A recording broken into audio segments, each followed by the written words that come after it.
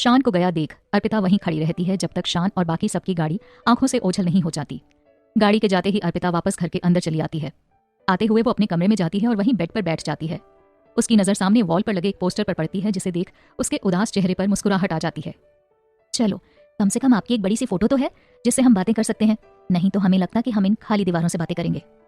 शान, क्या बिगड़ जाता अगर नाराजगी से नहीं खुशी खुशी जाते तो? उस पर बोलकर गए कि हमसे बात नहीं करेंगे। ऐसा भी भला होता है? अब बताओ भी, ऐसा भी कहीं होता है? अब यहाँ तो 100 तरीके आजमा आपका गुस्सा भी कम कर सकते थे हम, लेकिन आप वहाँ और हम यहाँ। ज्यादा कुछ कहा तो कहीं ऐसा ना हो कि फोन ही कट कर दें आप। कोई ना कोई तो रास्ता निकालना ही पड़ेगा। एक बार बात करने की कोशिश करते हैं। कहते हुए अर्पिता शान को कॉल लगाती है और शान फोन उठाकर अपने कान पर लगा लेते हैं, पर कहते कुछ नहीं है। अर्पिता, हेलो शान, कहाँ पहुंचे आप? शान, क्यों, तुम्हें भी आना है तो कहो, मैं यहीं रुक जाता हूँ, कुछ देर इंतजार कर लूंगा। अच्छा, लेकिन अभी हमें नहीं आना शान। हमने ये जानने के लिए फोन किया कि पहुंचे कहाँ हो, और ये जानने के लिए फोन किया कि ये झूठ मूठ की नाराजगी कितने समय तक चलने वाली है। झूठ मूठ की नाराजगी अप्पू? और नहीं तो क्या, हम समझते नहीं है आपको? आपको तो गुस्सा होना आता ही नहीं है, ना जाने क्यों कोशिश करते रहते हैं हमें तंग करने के लिए। अर्पिता की बात सुन शान मुस्कुराए और बोले, हक है मेरा तो करता हूँ, और अभी मेरा मन नहीं है तुमसे बात करने का, तो रहने दो, टाटा बाय बाय। शान ने कहा और फोन रख खिड़की की ओर देख मुस्कुराने लगते हैं। वहीं अर्पिता फोन रख तस्वीर की ओर देख मुस्कुराते हुए बोली, पति देव जी, गुस्सा तो आप वाकई में नहीं है, डर गए कहीं और थोड़ी देर बात कर ली तो पोल ना खुल जाए, इसलिए हड़बड़ाकर फोन रख दिया। चलिए, ये समस्या भी हम जल्दी ही दूर कर देंगे। आपको तो रूठना भी नहीं आता, जिस दिन हम रूठे ना तो ढूंढते रह जाओगे, लेकिन हम नजर नहीं आएंगे। चलिए बाहर चलते हैं और देखते हैं किरण और ताई जी क्या कर रही हैं।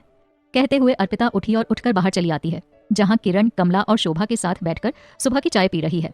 अर्पिता आती है और शोभा जी के पास जाकर उनके पैरों के पास बैठ जाती है और अपना सर उनकी गोद में रख कुछ देर यूं ही बैठी रहती है। ये देख शोभा जी हंसते हुए बोली, वो पागल लड़का अभी घर नहीं पहुंचा और उसकी पगली यहाँ उसकी जगह आकर बैठ गई। कार्बन कॉपी हो एक दूसरे की। ये सुन अर्पिता धीरे से बोली, नहीं ताई जी, कार्बन कॉपी नहीं है, वो तो बस माँ की याद आ रही थी, तो बस दूसरी माँ के पास आ गई। सब पता है हमें कि किसकी याद आ रही है और किसकी नहीं, कमला और शोभा एक साथ बोली।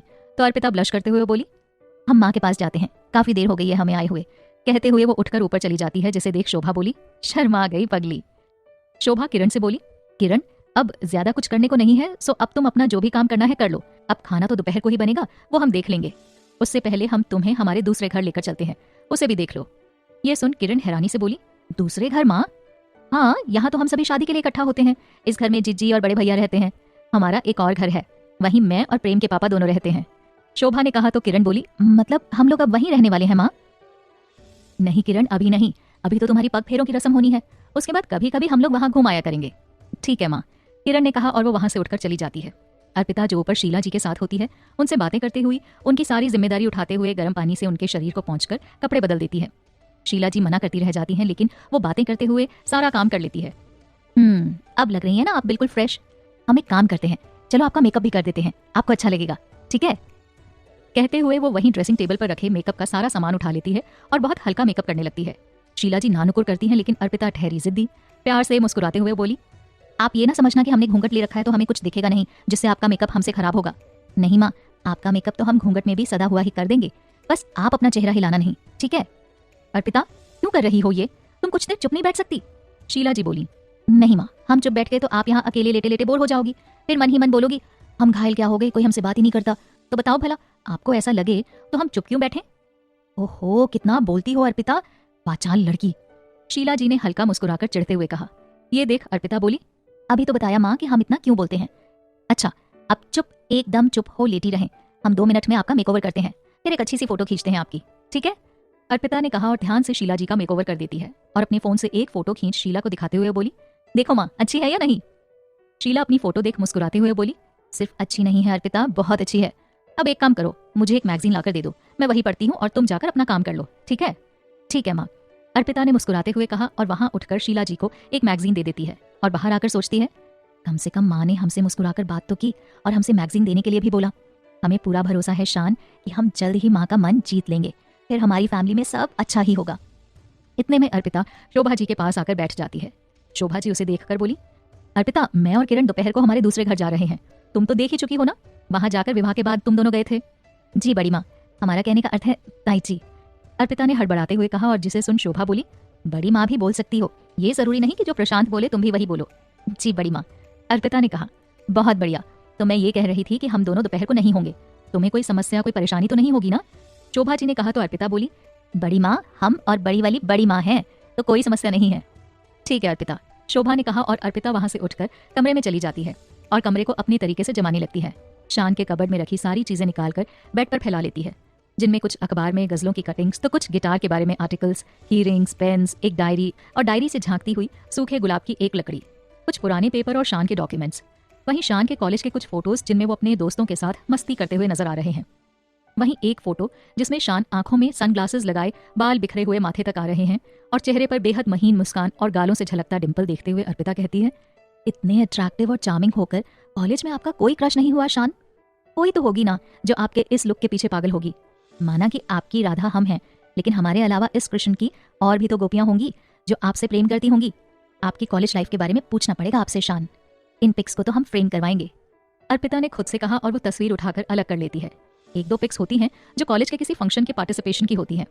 अर्पिता उनमें से कुछ फोटोज चुनकर निकाल लेती है और बाकी सबको इकट्ठा कर एक जगह रख लेती है। कुछ ही देर में वो पूरे कमरे का नक्शा चेंज कर देती है और बड़बड़ाते हुए कहती है, अब लग रहा है ये हमारा कमरा शान। इतने में वो घड़ी देखती है, उसे वहां आए हुए 2 घंटे हो चुके हैं, यानी शान को गए हुए पूरे 5 घंटे से ज्यादा हो चुके हैं। अब तक तो पहुंच गए होंगे, हम अब वीडियो कॉल कर उन्हें ये रूम दिखाते हैं। सोचते हुए वो फोन उठाकर शान को लगा देती है।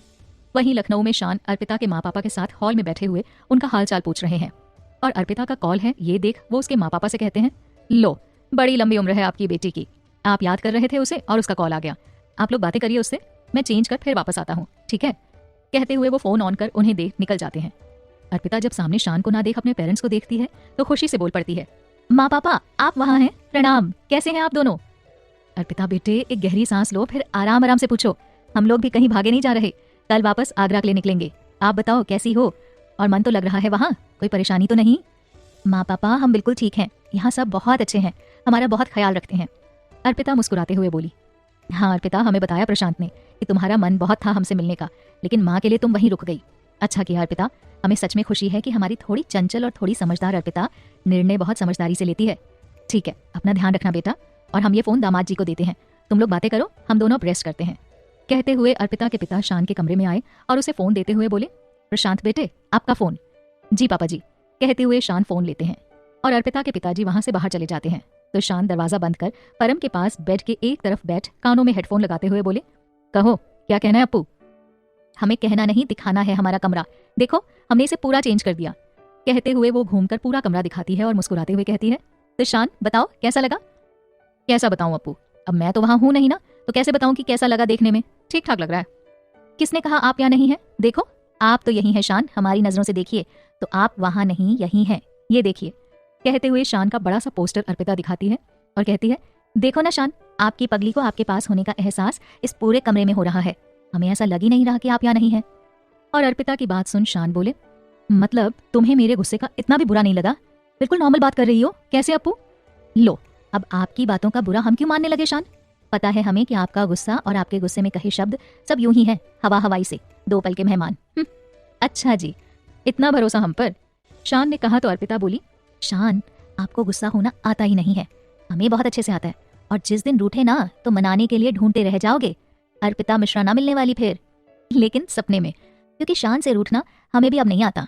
दिख रहा है हमें, और यह भी दिख रहा है कि शादी के बाद बहुत बातें करनी सीख गई हो, शान ने मुस्कुराते हुए कहा। हाँ तो माँ से बातें करते करते ये आदत आ गई शान। अच्छा आपको पता है आज माँ ने हमसे अच्छे से यानी मुस्कुराकर बात की, और उन्होंने हमसे मुस्कुराकर मैगजीन देने के लिए भी बोला। हमें पूरा विश्वास है कि एक दिन माँ हमें जरूर अपना लेंगी। अर्पिता की बात सुन शान बोले, हाँ तुम हो ही ऐसी, तुमसे कोई नाराज रह भी नहीं सकता। कहते हुए वो खामोश हो जाते हैं और मन ही मन सोचते हैं, माँ ने इतनी जल्दी ऐसा किया, ये कारण मुझे समझ नहीं आता। अच्छा तो इसका अर्थ ये हुआ कि अब आपका गुस्सा फुर हो गया? अर्पिता ने हंसते हुए कहा, जिसे सुन शान बोले, तुमसे मैं ज्यादा देर नाराज रह भी नहीं सकता अर्पिता। अच्छा समय देखो बहुत देर हो गई है, अब शाम को बात करता हूँ, कुछ देर माँ पापा के साथ बैठता हूँ, फिर शाम को एकेडमी भी जाना है, आकर ढेर सारी बातें करेंगे, तब तक तुम भी फ्री हो जाना, ठीक है? शान ने कहा तो अर्पिता मुस्कुराते हुए हाँ में सर हिला देती है और फोन रख देती है।